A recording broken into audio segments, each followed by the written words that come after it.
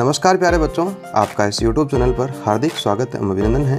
तो आज जो है बच्चों अपन कक्षा 10 के लिए सबसे इम्पोर्टेंट आपका जो प्रमेय है, जो अक्सर आपकी परीक्षा के अंदर 100% आपका क्वेश्चन पूछा जाता है और उस प्रमेय का नाम है आधारभूत अनुपातिकता प्रमेय। इस जो ये प्रमेय है बच्चों, इसको 3 तरीके से पूछ सकता है। वो अपन को केवल ये बोल सकता है कि आधारभूत अनुपातिकता प्रमेय क्या है, इसको सिद्ध करना है, या फिर अपन को क्या बोल सकता है बच्चों कि थेल्स प्रमेय क्या है, इसको अपन को सिद्ध करना है। और तीसरा तरीका ये रहेगा बच्चों कि ये अपन को पूरा का पूरा बड़ा क्या दे देगा, वो कथन दे देगा। तो देखते हैं प्रश्नावली 6 का सबसे इंपॉर्टेंट आपका प्रमेय।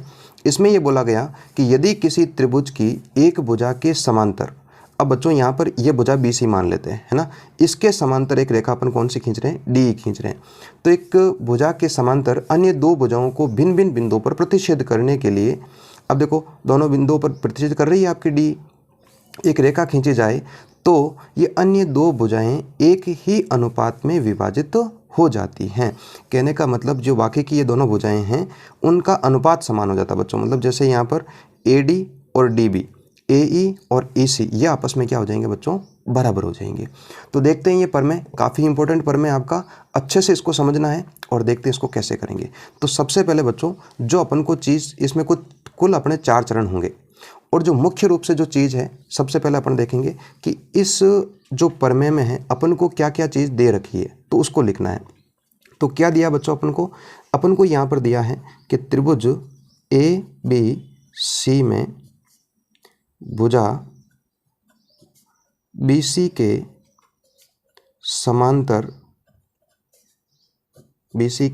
समांतर एक रेखा DE खींची, है ना। अपन ने क्या किया, ये भुजा BC है, इसके समांतर एक रेखा कौन सी खींच दी बच्चों, DE खींची। माने अपन इस प्रकार लिख सकते हैं कि DE जो है वो BC के क्या है, समांतर है ना, इस प्रकार से। फिर अपन क्या बोलेंगे, जो AB को D पर तथा AC को E पर प्रतिच्छेद। तो बच्चों ये तो हो गया अपना दिया है, ठीक है ना। अब अपन को क्या करना है बच्चों, क्या सिद्ध करना है, ये अपन को लिखना है। तो दूसरा पॉइंट आपका हो जाएगा सिद्ध करना है। क्या सिद्ध करना है, सिद्ध बच्चों ये करना है कि जो ये रेखा अपन ने समांतर खींची है वो अन्य दो भुजाओं को क्या कर रहा है, समान अनुपात में बांट रहा है। कहने का मतलब ये हो गया कि ये AD और DB, इस प्रकार से लिख सकते हैं अपन, AD बटे DB बराबर AE बटे EC, ये दोनों का अनुपात आपस में क्या होने वाला है, समान होने वाला है। तो अब तीसरी बात बच्चों ये आती है, अब अपन को यहाँ पर कुछ बच्चों रचना करनी पड़ेगी, ठीक है। तो देखते हैं रचना कैसे होती है। रचना में क्या करना है बच्चों, अपन को क्या करेंगे कि बिंदु D से यहाँ पर ये जो भुजा है त्रिभुज की AC, इसके ऊपर एक लंब खींचेंगे। और दूसरी बात अपन क्या करेंगे, बिंदु E से AB पर EN है वो आपका क्या खींचेंगे, लंब खींचेंगे। और उसके बाद में B को E से मिला देंगे और C को D से मिला देंगे। इस प्रकार से अपन करेंगे। तो रचना में अपन ये लिखेंगे बच्चों, इस प्रकार लिख सकते हैं अपन कि बिंदु D से AC पर लंब खींचा, है ना। बिंदु D से AC पर क्या खींच देंगे बच्चों, लंब खींचेंगे D से AC पर, ठीक है। तो वो हो जाएगा बच्चों DM जो है वो AC पर क्या हो जाएगा, लंब हो जाएगा। इसी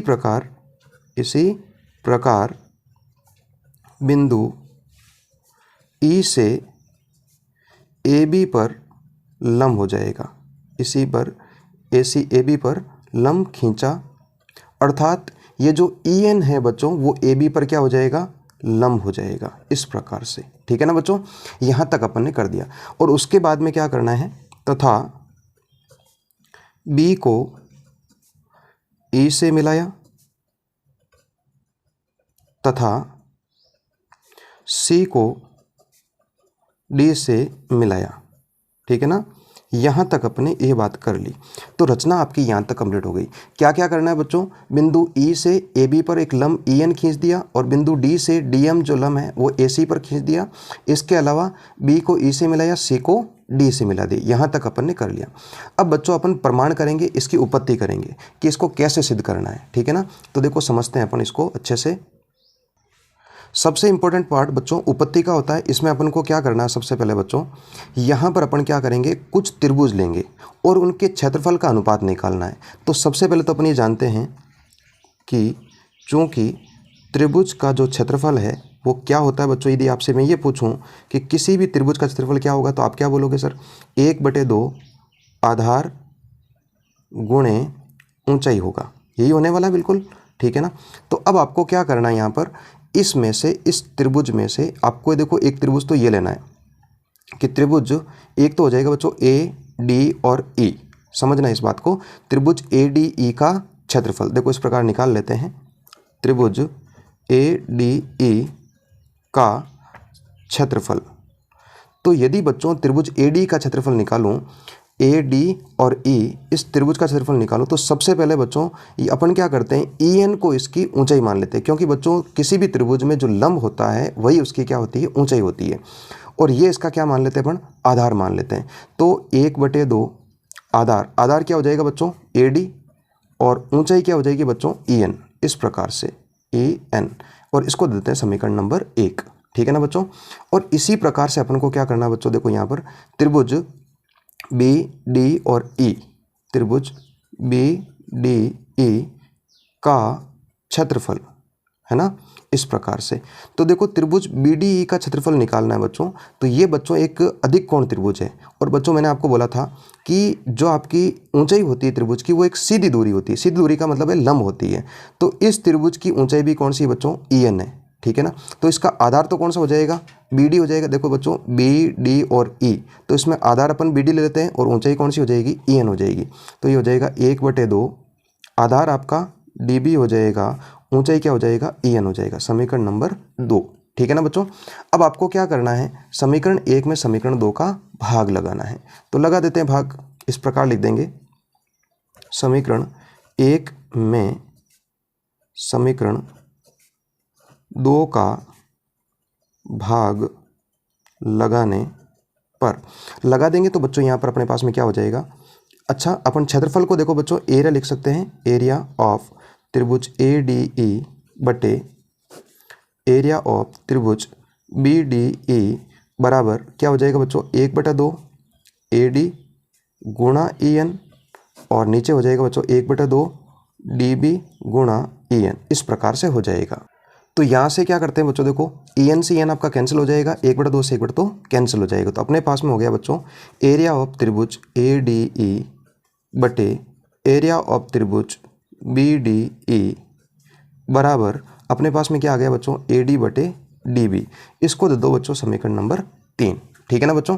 अब इसी प्रकार से अपन सीधा इस प्रकार लिखेंगे कि इसी प्रकार बच्चों क्या करना है आपको, इस बार इस त्रिभुज के अंदर पहले तो त्रिभुज अपना ए डी ई लेंगे, ठीक है ना। तो इस प्रकार लिखेंगे एरिया ऑफ त्रिभुज ए डी ई।